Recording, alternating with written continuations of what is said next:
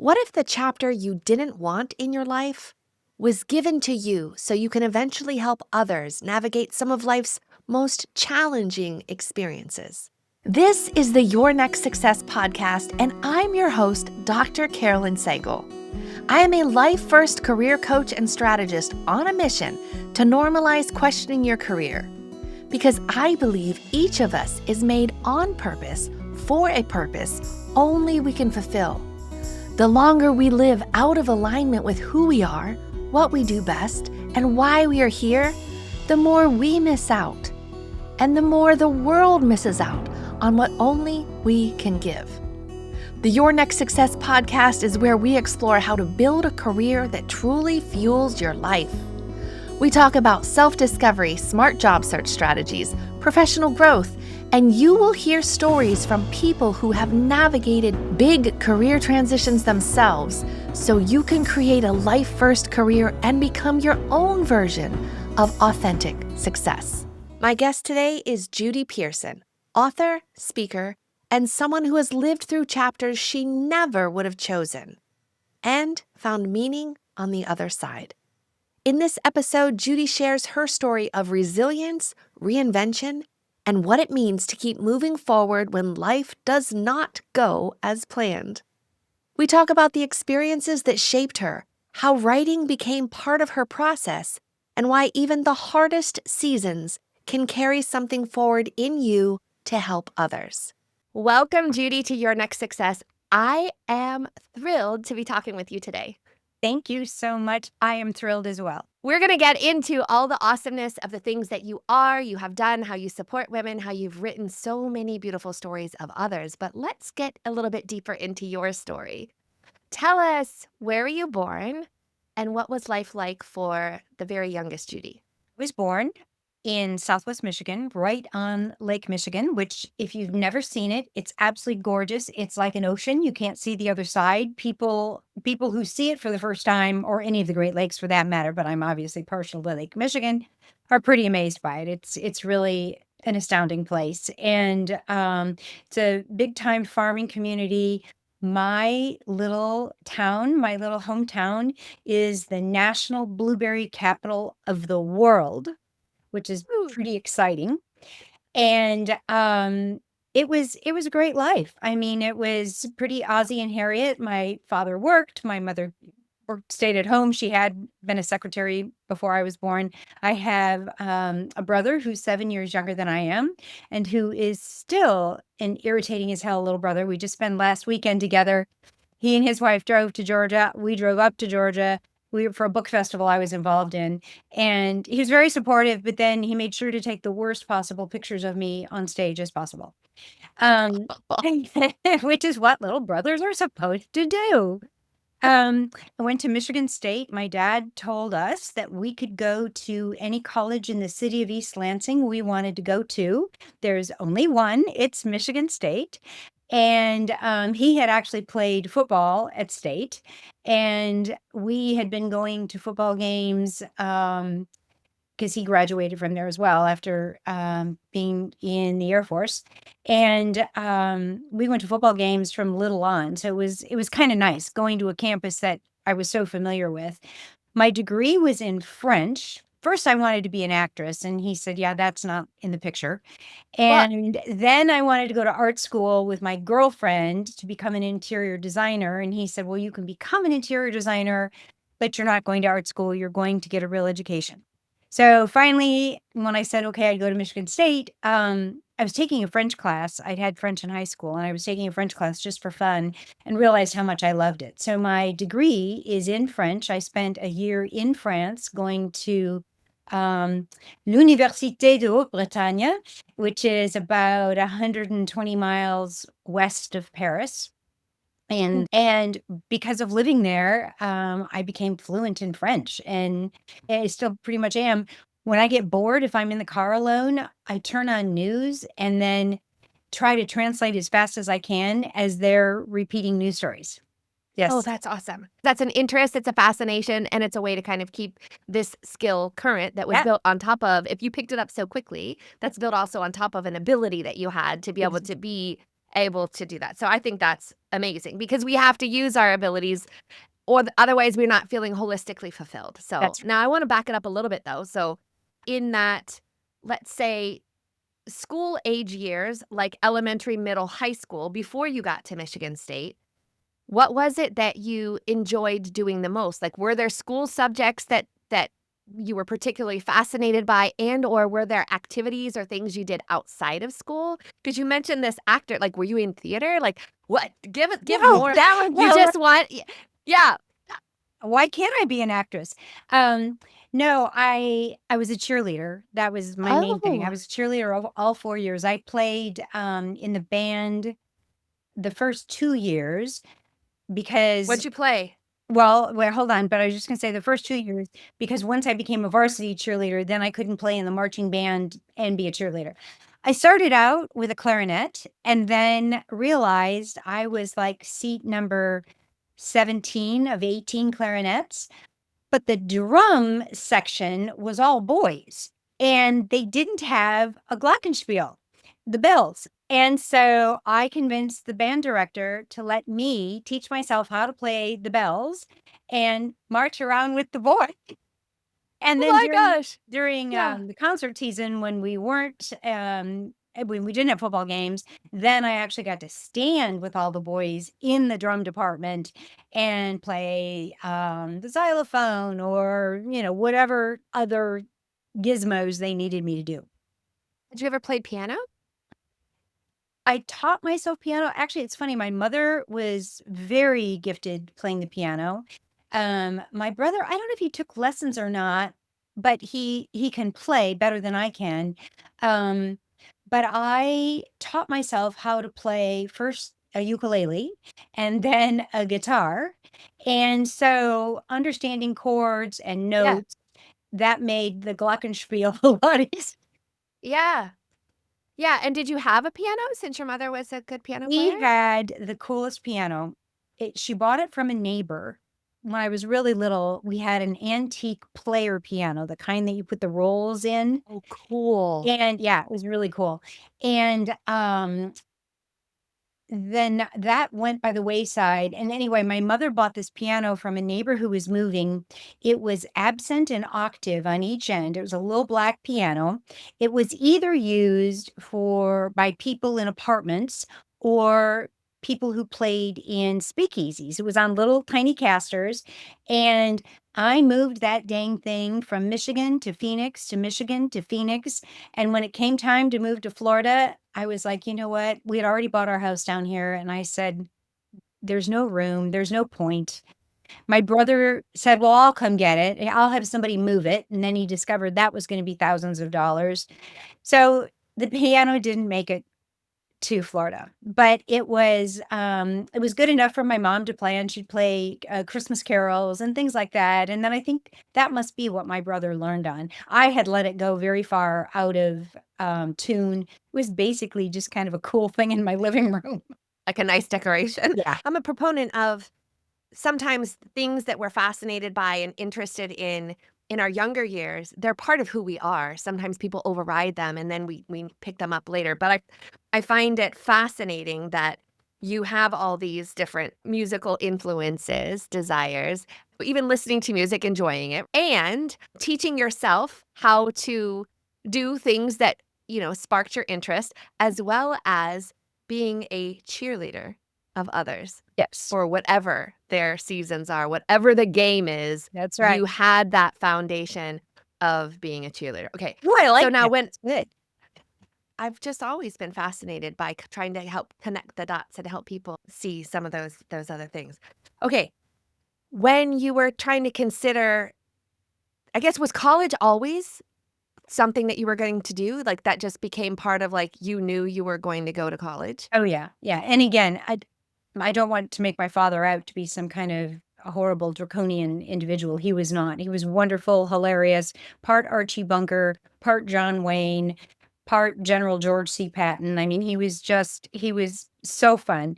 Um, and it's funny because he didn't he they my parents were of an era that if a woman worked, it meant that the husband couldn't provide for her, which is ridiculous. But there was never a question that I would go to college and that I would work. And I don't even remember when my first son was born, I don't even remember him making a snide comment about me going back to teaching, which is what I was doing after my son was born. My first son was born and after the second one was born. So it wasn't, it was kind of interesting. He was an interesting guy. So when you went to go to college though, you did you go in as a French major or you went in undecided and wanted to explore those things? Like when did this conversation of, "Ooh, no, that's not going to be your actual major." When was that pre or post enrollment? So when I couldn't go to art school with my girlfriend, who's still very much my girlfriend, who's a fabulous fine artist now, she wanted to paint full time. I wanted to write full time, but we both realized that we needed actual careers. So I did go into the interior design department at Michigan State, which was called, it was part of the College of Human Ecology, which used to be home economics. And the requirements to get a degree from that department, part of the requirements included classes in child development. I hated kids. I was like, why do I have to do this? What does this have to do with paint color and draperies? And so I lasted like 3 weeks, called home and said, yeah, this ain't for me. But I was taking this French class and really loving it. And quite honestly, by the end of my sophomore year, so I spent my junior year in France. By the time I came back from France, I still had a year to go. There were no more undergraduate classes for me to take. I had already gone through everything. So I started taking graduate classes still as an undergraduate. Now, where did this fascination with writing begin? I absolutely loved writing. I've still got the notebook. I just talked about this the other day at an event. Um, I I grew up, came of age, I guess is the best way to put it, during the Vietnam War. So there was a lot of teenage angst. Friends of mine were worrying about the draft. We'd already had a couple of guys killed in the war from town. And so I just started writing things. And then I would, one of the things my mom always said when I would come home from school, if the first thing out of my mouth was, I'm going down to the beach to walk, she knew that something was in my head that I needed to work out. And it's so funny because I still do my best thinking on walks, both my morning walks with my dog or beach walks that, I can take every Yep. day if I want here. And it's just so funny. So a lot of times I'd go think things through and I would start imagining stories. And I wrote mostly short stories, but I still have them. It's hysterical. Oh, And that's just awesome. one day, I hoped that I could be a writer and actually make money at it. But sort of put it on the back burner, got married 5 years later, had kids, then went into radio. And it was a long time before I actually got to the point where I could write full time. So walk me back a little bit. Okay, so this is awesome. So this started at a very young, early age, kind of just like a side hobby thing that you did that and you enjoyed. And then you had the things that you had to do, Yep. school or whatever that may be. So you went to France as a junior. You then graduate with your degree in French. And then how did this teaching come about? So that was what I was going to do, is become a teacher. And Oh, so I had an interview. I was getting kind of worried. The summer was going on after graduation. I was getting married that August, and we didn't know where we were going to live because he still had another year of school to go, and we were going to live wherever I got a teaching job, and the clock was ticking, and I still didn't have a job. So I had this interview in a little town called Lapeer, which is outside of Flint, Michigan, which is now famous for its really deadly yep. water. And so, my then fiance, now ex-husband, and I went to Lapeer for this interview. Scott was in the library across the street from the superintendent's office, and the superintendent said, well, we're building this new high school, so there'll be two high schools in town. So you would be teaching at the new school. And because Title IX is going into effect this year, we have to have women coaches to fulfill what Title IX is requiring, which was that there be sports available for women as well as men. So he said to me, Interesting. "What can you coach?" And I said, "Well, I was a cheerleader in high school and college. I cheerleading." And he goes, "No, we already have a cheerleading coach." And I said, "Okay." I was on the swimming team one year. Nope, we don't have a pool. Okay. I don't know. What do you want me to coach? And he said, "You can have basketball, softball, or track." And I said, "Could you excuse me just a minute?" And I ran across the street to the library where my fiance was and said, "What can you coach?" And he said, "Take basketball." And he and his brother were both great athletes. And so I went back, I took basketball. I had no clue. I mean, we were a football house. I didn't know anything about basketball whatsoever. The first year was just awful. It was the first year of women's sports. I mean, we would have final scores of 9-4.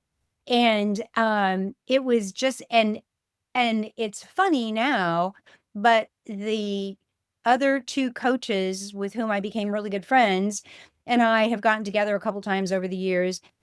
It was also really hard. The male coaches and the male athletic director were so misogynistic and such just jerks. We couldn't get court time to practice. We couldn't use the men's locker rooms during games when there weren't other guys in there, when the opposing team would go in there, and that was true across the conference. So Wow. you had two varsity girls teams and two JV girls teams in the same locker room at the same time with four adult women trying to keep fights from breaking out. It was crazy. And they were and the men were so mean to us. And so I think now with all the discussion that's going on, nobody remembers those roots and how hard it took us to even get sports at all, much Mhm. less what we had to go through once we got them. So anyway, that's my little soapbox. But it was a great experience. I taught for 5 years. The last year, I had built the French program up to such an extent, if everyone came to a couple of my classes, I didn't have enough chairs, I didn't have enough books. And when you're Oh, wow. teaching a foreign language, you have to speak with the kids as well. So, 40 kids in a classroom was just untenable. And when I complained, the principal said, "Then we'll just cut kids." And I thought, I've worked for 5 years for this. I don't think so. So I quit. Yeah. I think that's also a lesson in standing up for your own self, right? And something can be a great experience for a chapter, but it doesn't have to be the whole That's book. It doesn't have to be the whole thing. And I should also say there was another incident. The varsity, so I was the JV coach. The varsity coach with whom I was very, very close got pregnant the year before me. So she was going to leave. And I mean, who else would take the varsity position but me? We didn't have assistant coaches. There was no one else. There was just me. And so I applied for it. And the athletic director sat me down and said, "Well, we're going to give that varsity position to the boys varsity basketball coach because the boys team played in the winter and the girls played in the fall." And I said, "Are you kidding me? Why?" And he was like, "Well, he has more tenure than you do." And I said, I wanted to say, "And how are his ovaries today?" But I didn't. Right? Yeah. And so I said, I kind of reiterated the locker room situation. And I said, "Who's going to be in the locker room breaking up fights that break out?" "Well, we Right. thought you would." And I said, Oh, "And who is it, since we're building young women and they need a mentor to come to, who is it that these young women are going to come to, him or me?" "Well, we thought they'd come to you." And I said, "Well, I'm sorry, you thought wrong." So first I quit basketball and then I quit teaching. I yeah. was Well, so because mad. they wanted you to still do all of the work without the authority, without the title, without the compensation Yeah. for those Yep. things. So Good the for you. the today Judy would have just talked like a truck driver, but the then Judy said, "Okay, bye." Okay. And then what happened? Then you were home with your child or you Well, went to no, work somewhere different? I Yeah. so I quit the end of the year in June. We had a friend who worked in radio, and he said to me, "I think you'd be really good as an account executive in the sales department selling ads for radio. And Interesting. so I said, okay. So I interviewed with a couple of stations. I had a couple of job offers, absolutely zero experience at all. Actually, in between, as I was phasing out my teaching career, I was also selling Mary Kay Cosmetics, which is how I learned to sell. I praise Mary Kay all the time. I don't use any of the products, but I praise her sales techniques. So I went into radio with kind of a pop station in Flint, and there were no female disc jockeys. And so the morning guy said to me one day, "Hey, we need somebody to do a Snow White voice for this ad that we're doing for Disney World. Can you speak like Snow White?" And I said, "Oh, I would love to speak like Snow White." And he was like, "Great, that's it. Get behind the microphone." So then I started doing bits for them. Then I got hired by lots of people who wanted commercials read by females. Then I got television gigs. I mean, it was like super fun. Wow. Wow. Okay. So you followed the suggestion from a family friend that said you might be really good at this. But how did you get into the Mary Kay side? Somebody you knew recruited you to Yep. be part of their team? Or A yeah. sister teacher who not only was pregnant at the same time I was with my second son, but our boys were born on the same day. Oh, wow. Oh, So wow. she was in Mary Kay, and she said, "This is great," because we were both still teaching. "This is great. We can still keep teaching, and we can sell Mary Kay. And then when summer comes, then we can sell Mary Kay over the summer."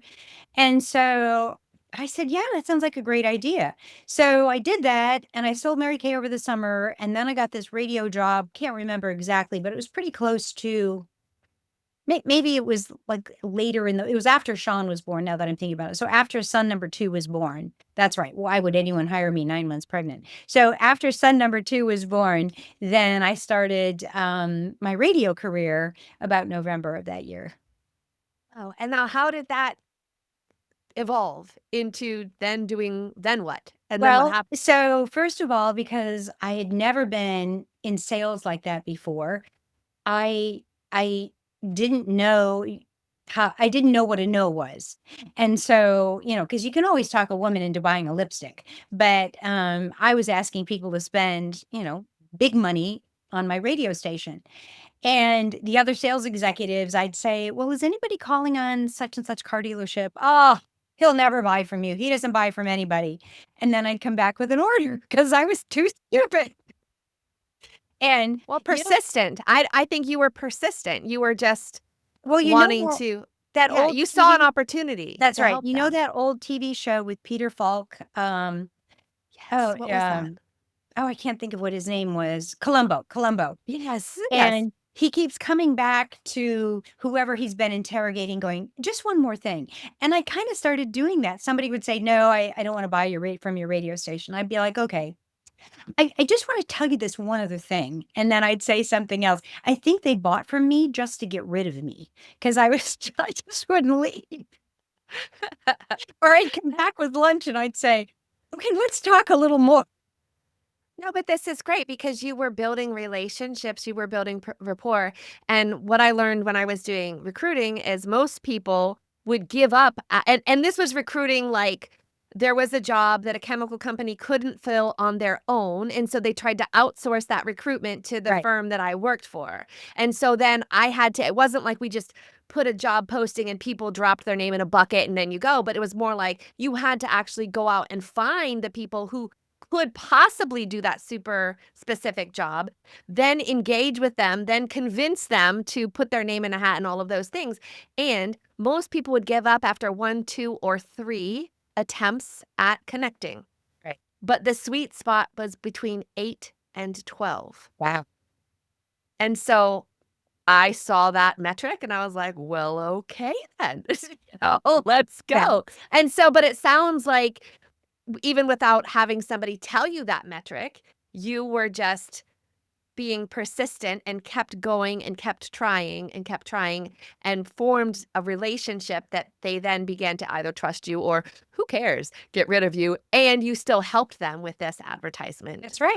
That's right. thing. So, Yeah. Oh, this when we moved from Michigan to Phoenix, um, the radio station threw a going away party for me at a local bar that we all hung out at. And it was so funny because so many of my clients came, especially clients from who had known me since the very beginning, who laughed about the fact that Judy just wouldn't leave.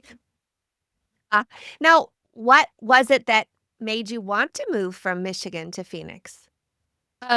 My still then husband had a best friend who lived in Phoenix, and he was getting married. We went out for his wedding. My husband was the best man, and we absolutely fell in love with the city. It was the dark days of the auto industry in the Rust Belt.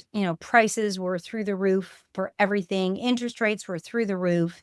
It was it was dark and cold in Michigan, and the sun shone brightly in Phoenix. And so, unfortunately, that was in like March. We didn't know how brightly the sun shone till we moved there. And like, oh, it gets hotter here. But it was just absolutely. It was like walking into like a wonderland. In fact, I said as I'm driving through the city the first time, well, this isn't Kansas anymore, Toto. And so he then got a job and you followed and got a job as well, or you both got jobs together, Both or had how did jobs. that? We came back to Michigan, went back to Michigan, said, okay, this is what we're going to do. Both of our sets of parents thought we'd lost our minds. And we just packed up and we got jobs ahead of time, both of us, but then we just packed up and moved. And I went back into radio. He had been working in banking in Michigan, so then he got a job in banking.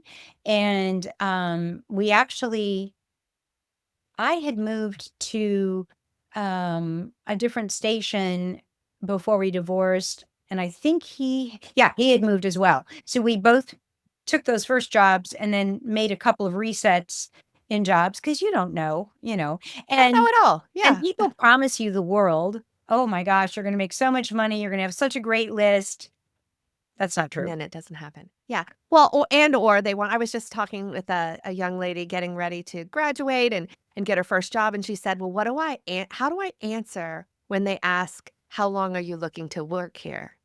And I said, you go ahead and answer and say, I'm really looking for a long-term opportunity. And so long as I'm able to perform and also enjoying the experience, I'm looking for something for a long time. And I'm like, and you're not obligated to stay there Yeah, because you can undecide just as quickly as they decided, or they can undecide just that's as right. quickly as they. And so there is no loyalty, but go ahead and act as if, because even marriages, even beautiful marriages that are supposed to be till death do us part, sometimes they don't necessarily work out. And that's only because murder is illegal. Otherwise, it would have been death to us part. I just like to toss that out there. Imagine what your life would be like if your career aligned with who you are, what you do best, and actually fueled the life you want. At Next Success, we support all ages and stages through career transitions, from students exploring majors or careers to job seekers actively searching or reimagining their next move to professionals committed to self-awareness and leadership growth. Stay connected and explore what's possible at nextsuccesscareers.com and follow Next Success Method on LinkedIn, YouTube, Instagram, and Facebook. Okay, so we've talked a couple times about this. My husband, my now ex-husband, now this fun side comment. But like what happened with that? So while your career is kind of going and you're, mom to these beautiful children, you had taken a lot of things with this man who you thought was going to be your forever person. And then what happened? What happened with that? The best I can figure is we just grew apart. He became very serious after we got married about um about being a provider, being a parent. He never, which, is usually the opposite of what most women complain about, but he never wanted to go anywhere without the kids, like even a vacation and he never wanted to go anywhere with just me. It was always another Oh, couple, or we'd come down to Florida every winter. My parents would come down here, so we'd come down to Florida and stay with them, or it was always something like that. And finally, I just said, this isn't working. It was 15 years. I mean, we gave it yeah, a go. And I said, this just isn't what I really want. yeah. And he said the same thing. And so we went our separate ways. And then what happened? So now this major life change happens, but in this beautiful place that you enjoyed, you have a career that's kind of going and excelling.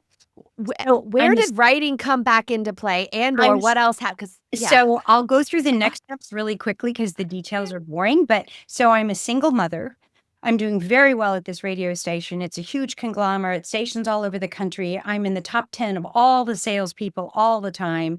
A new owner comes in and fires me because the sales staff is supposed to go hike Camelback Mountain in the mornings and go to the bars in the evenings. I had kids, I had soccer, I had dinner and Yeah. homework and laundry. And so he fired me wrongfully. I sued and won.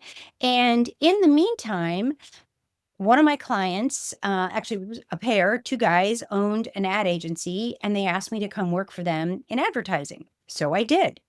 And then my eldest son needed braces. And so I took him to an orthodontist that the dentist recommended. And then 6 months later, I got free tickets to a Phoenix Suns, the NBA team basketball game in a suite, really bougie suite. And I knew that the orthodontist was single. And so I called and asked him out to the basketball game. Nice. So then we got married, and that opportunity, he actually said to me early on, about a year into our marriage, listen, I take Fridays off. I don't see patients. I'd really love for you not to have to work on Fridays too, because we can go on long weekends. He had a motorcycle. We used to take motorcycle trips. Would you, by this time I was a partner in the agency, would you be willing to quit the agency? And I said, of course, on one condition. I want to write. I want to write full time. I want to see if I can sell my writing. I can sell books or something like that. And he said, okay. And so he did. I did. And thousands of rejections later, um, I wrote a lot of newspaper and magazine articles. I wrote 2 novels. Neither of them has ever seen the light of day. I actually loved the rejection because, like it's between 8 and 10, 12 is the sweet spot. Same thing. I just knew I would get closer to a yes because of all the no's. And that he also is an ex-husband. That ex-husband said to me, "You're delusional, you're crazy." And I said, "I don't think so. I think I can do this." So my father came to visit, and I took him to a World War II museum or antique store. And I knew the owner, and he'd found this collection of papers that had belonged to a man who'd been a prisoner of the Imperial Japanese Army in the Philippines. This guy had bought this dresser, and they were in the drawer. Oh, And wow. that became my first published book called Belly of the Beast. It's this amazing, unbelievably awful story of our POWs being used being abused in the Philippines and then shipped in container ships to Japan for slave labor. So that was my very first book. Oh, wow. So that was pretty exciting. And Penguin Putnam published it. After I'd written it, an author friend had connected me to the man who became my first agent, and he got this great contract for me, and it was great. So then I found the next story, and this is really funny. When I left teaching, my mother said, "Oh, I feel so badly that you're leaving. You speak French so beautifully," which was so cute because she did not speak French. I don't know how she knew, but they understood me. So she decided I must do well. And I said, "You know what, Mom? That's never going to be wasted. I'm always going to be able to speak French." I'm telling you, Carolyn, if I hadn't spoken French, I never could have interviewed all the 80-year-old men who during World War II had worked as teenagers with this woman spy I was writing about.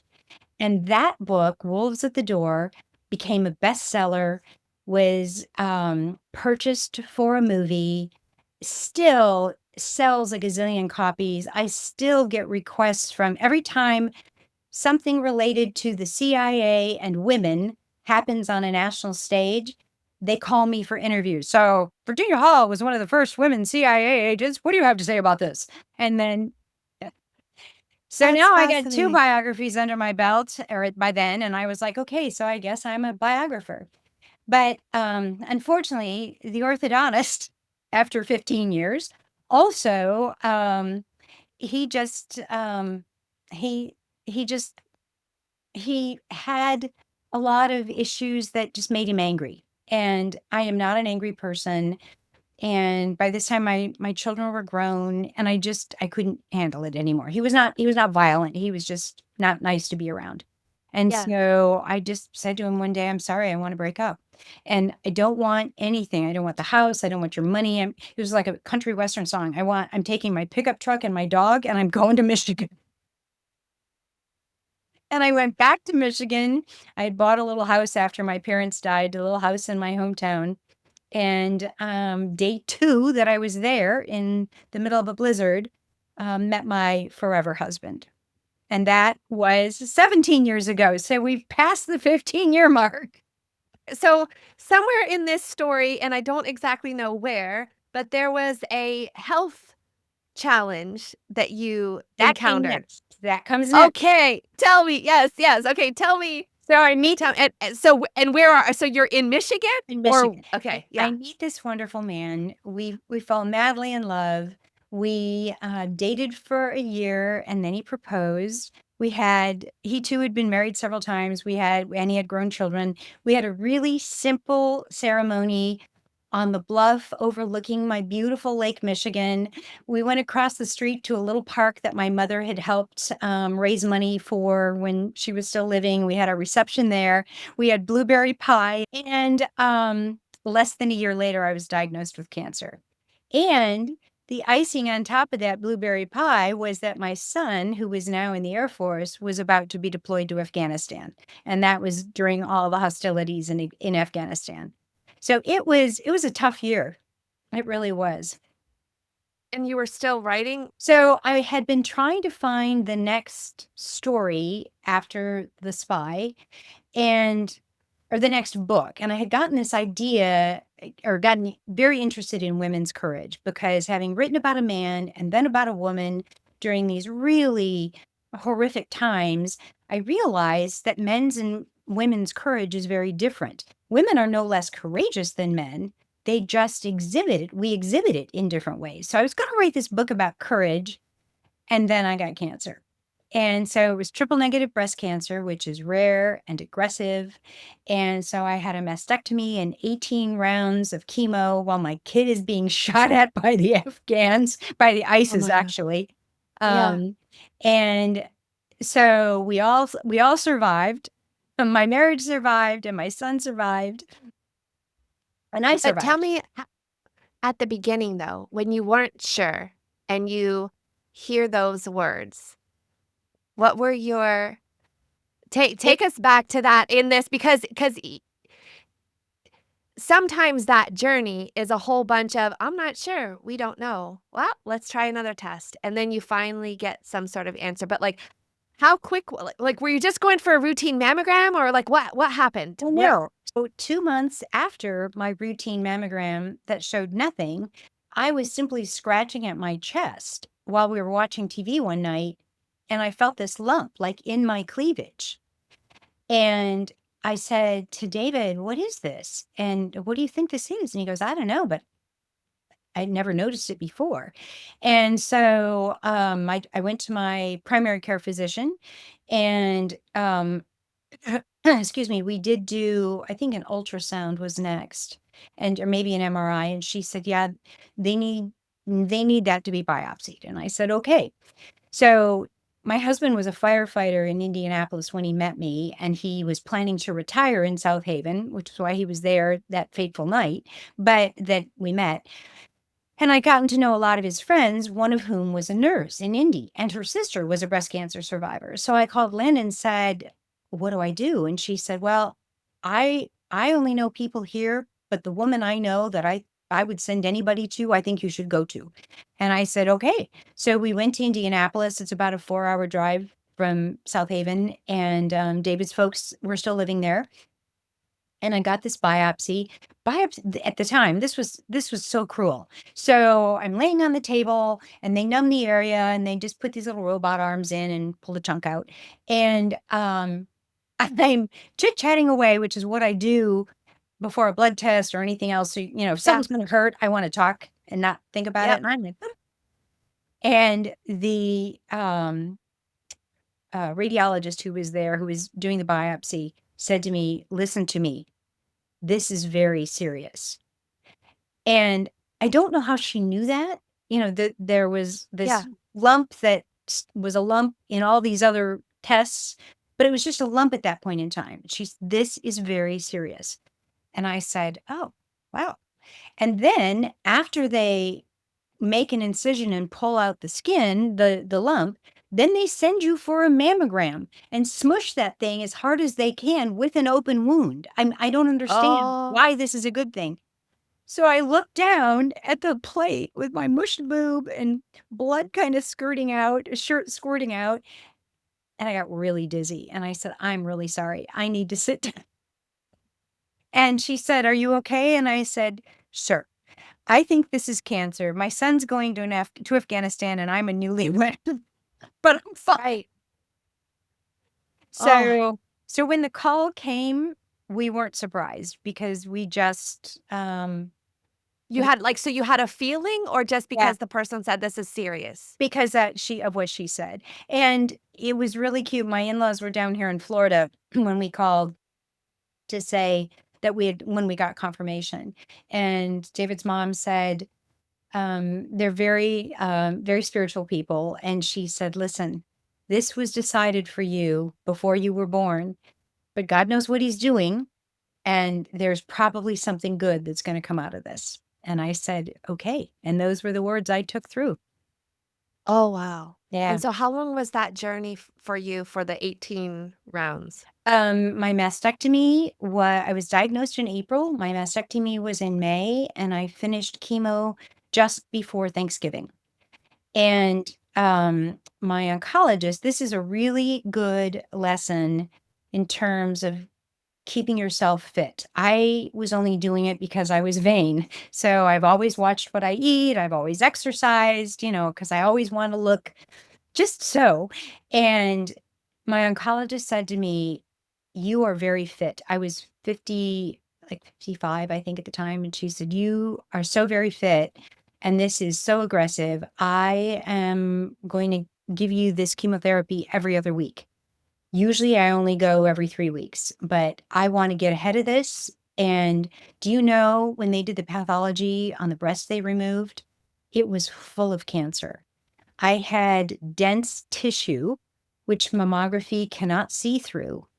And so afterward, then on my remaining breast, with every mammogram, I got an ultrasound as well because the mammogram was useless, but I had to go that Yeah. route first and then do the ultrasound. And then let me just skip ahead a minute.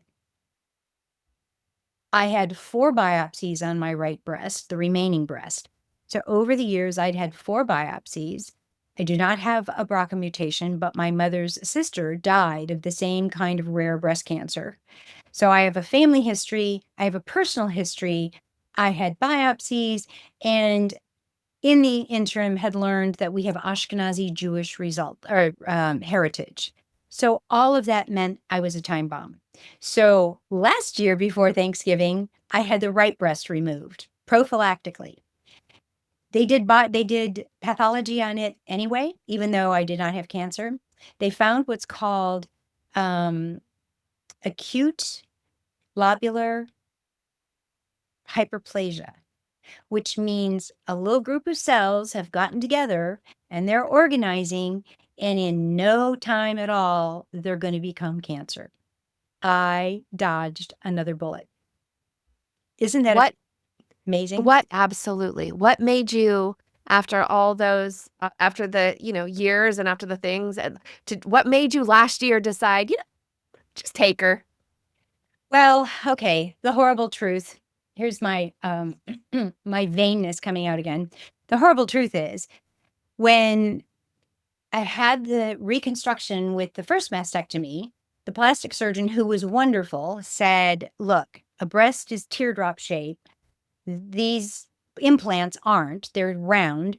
So I usually advise women, and I am not very big, I usually advise women to put a little implant under their remaining breast to kind of lift it a little bit so they're kind of even." And I was like, okay. Well, that little bean had slipped out of its muscle capsule and it was going toward my armpit and taking my breast with it. So in a bathing suit, I was horribly conscious. In clothing, I was horribly conscious. My husband kept saying, I don't see anything, but he also never tells me if I have spinach in my teeth. So I was just so self conscious. So part of me said, okay, I'm a time bomb. I'm going to do this. The other part of me was, yeah, another 10 years, I'm going to look like crap. So I pulled the trigger and I wouldn't have probably been alive in the next 10 years. Wow, and so but good thing that you did, right? So there was something inside you, regardless what the how it outwardly got to your conscious, but something was saying, "This needs to get addressed, and for your benefit." Yeah. Wow. Okay, so something good did come from all of that you went through. Tell a little bit about how that all evolved. Lots of good. So after cancer, so during cancer, I was really foggy brain. They call it chemo brain. I was tired. So there was no way I could really think clearly enough to write another biography, nor could I travel to do research or anything else. Yeah. Um, so I put together an anthology of some newspaper, of some magazine columns that I had written through the journey. But on the other side of cancer, the courage book just wasn't fitting. I didn't know what I wanted to write.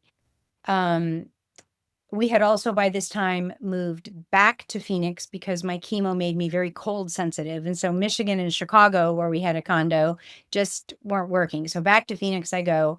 And I was 4 years out of cancer. I started a little nonprofit for women survivors of all cancers who are giving back to the greater good in their survivorship because there is healing in helping. If you shine your energy out to the greater good, out to the world, you forget all the things that are troubling you. And a second act, we called it, having a second act after any life challenge is important. Doesn't matter whether it's cancer, a divorce, a death, the loss of a job, anything. Yeah. And through my organization, I met the woman who became the inspiration for the next book. And I proceeded to write an accidental, out of order trilogy because in researching that first post cancer book called From Shadows to Life, I learned about Mary Lasker, who became the subject of my second post cancer book. And in researching that, I learned more about an amazing woman called Rose Kushner, who, with Shirley Temple Black and Evelyn Lauder, who is the daughter in law of Estee Lauder, the three of them never met, but they independently launched what became the breast cancer movement. And that book came out last September and just won the gold medal Florida Book Award. Oh, that's amazing. And, for people who don't know yet, who is Mary Lasker? Mary Lasker was a very wealthy philanthropist who was married to the man they call the father of modern advertising, Albert Lasker. It was a second marriage for both of them, and both of them had this passion to cure cancer in the 30s and 40s. And they couldn't figure out why no one was trying to figure out how to cure cancer. A simple pill. There's got to be a pill, or maybe an injection. And so Mary started campaigning against it. Albert sadly died of cancer. I think it was colon cancer. They never really say. Sometimes they call it bowel cancer, sometimes they call it stomach cancer, but I think it was probably colon cancer. And Mary carried on, and eventually, because she had such rich political resources, she and her group convinced Richard Nixon in 1971 to sign the National Cancer Act. And that infused over $1 billion of $71 into cancer research, unheard of amounts. And that in turn started America's research churning to get to the point where we are now. And all the things that have been discovered and tested and found useful are the things that are saving all of our lives today. And actually, the funny thing you said, for those who don't know Mary Lasker, so I wanted to write the next book just about Rose Kushner. And my editor and my agent said, okay, And look, tell us, and Rose Kushner was, how was she related? Yeah. she was the middle woman of these three. Yeah. She was diagnosed with breast cancer in 74. She changed legislation so that insurance companies were mandated to cover mammograms and reconstruction, which they did not do until the 1990s, and to insert notification in birth control pills that the level of estrogen was a carcinogen. And other amazing things, testified before Congress. I mean, she was a rock star, wrote the very first handbook for women to get themselves through breast cancer treatment because there was nothing. I had the advantage of reading all these other women's journeys. So anyway, my agent and editor said, look, we love that you want to write about these people that no one knows, but we all want to sell books. So let's add some famous names. And my editor said, Shirley Temple Black, first celebrity to come out about her cancer. And my agent said, Evelyn Lauder took up the reins after Estee Lauder retired. She created the pink ribbon. She, really drove the modern era of breast cancer. Wow. So these women came before you, helped set the stage for your eventual treatment. You then have this second act that you create to help other people shine a light on the good that they're doing in the world after their cancer. And oh, by the way, while you're doing all of that, you're continuing to go back and tell the stories that many people don't know, to bring those Right. to light, to help That's people right. learn. And the last thing I want to leave you with is my other firm belief is that there's always treasure in life's wreckage. So I left teaching because of the reasons I told you. But if I hadn't known French, I never could have written that second book, which really launched my writing career. I learned to sell through cosmetics and the radio station. But as a writer, you have to sell yourself and sell the fact that you can tell a story, that you can link together a bunch of facts and people and themes and make it all make sense and make readers want to read it. And my advertising background, people have this wonderful rosy picture that writers sign a contract, get $1 million advance, and sit back and rake in the rest. Here's the truth. Most of those people, particularly non-writers, so famous actors, actresses, politicians who write books and get multi-million-dollar advances, they never earn out those advances to start making royalties. In other words, it's like an advance against commission, where they give you $1,000 a month, and then you're supposed to sell more than that to make more in that month. So what happens to 99.9% of all authors is we have to maintain social media, send newsletters, go out to book events, speaking events, festivals. We are forever on the road and still writing in between. So Yeah. all of that, all of those, oh, gee, and then she got divorced. Oh, gee, and then she got cancer. All of those things taught me new things. And they ended up working for you. Yeah. And so now, two more things. Number one, how do you define authentic success for you in this moment? You know, I was a stint. I just had this conversation with my granddaughter. There was a stint during high school where the mean girls got together and decided they didn't like Judy. And I I felt so badly about it. There was nothing they just didn't like me. So there was nothing about me that I could change. I couldn't look different. I couldn't speak differently. I couldn't do anything to be different. So I really learned to just play down what I was.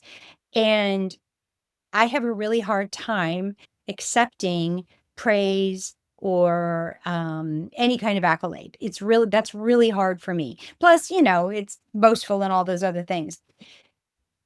When someone comes to me, and this can be true about, and I keep looking over my book stuff, this can be true about any of the books that I've written. When someone comes to me and says, I heard you say this or that, or I read this or that, and it really moved me and it really helped me. And I was able to do fill in the blank. When someone tells me that something I've done has helped them, I feel successful, Mm, even if that's it's just beautiful. one. And in fact, my husband and I have always said, just before I get ready to go speak somewhere, I just need to touch one person, just one. Oh, that's beautiful. So speaking of getting ready to go and speak somewhere, you're getting ready to go to the Women Life and Science event that is going to be happening in Greenville, South Carolina on April 30th. You are the keynote speaker. And the night before, there's going to be a book signing with your latest book. But give a little preview of what's the topic that you're going to be talking about at this keynote, because there still may be time to get tickets. I think that most people at my age may just consider that they've done enough and they're going to retire and they're going to enjoy grandchildren and traveling or whatever retirement looks like. I kind of feel like I may be able to help younger women by telling them stories of things that might be coming and by telling them whatever junky stuff they're going through, it's not the end of the day. It's not forever. It's just for now. And just keep taking steps forward. And that's hard sometimes. So I try to come up with phrases and stop checks and things like that to help women, men too, but I could speak more knowledgeably to my sisters so that they know, hey, this is not going to be like this forever. It's going to be fascinating. You're definitely going to be able to inspire women of all ages and stages in their life and career for digging deeper, realizing that everything is indeed happening for them, sharing your story, sharing the stories you've written of so many wonderful others. I can't wait to meet you, to see you. Oh, So thank you so much. I'm really looking forward to seeing everybody, but to giving you a big hug for this opportunity to be on your oh, show. Thanks. thank you so very much. I look forward to getting this out into the world. And I wish you all the best with your next success as that Thank you. continues to evolve. And thank you so, so much, Judy, for being on the show today and for sharing even more about you. Absolutely. Judy, thank you so much for being here and sharing your story. I can hardly wait to see you in just a few short weeks at the Women Life and Science event in Greenville, South Carolina. Thanks for listening to Your Next Success with Dr. Carolyn Sengel. Remember, authentic success is yours to define and includes aligning your career to support the life you want.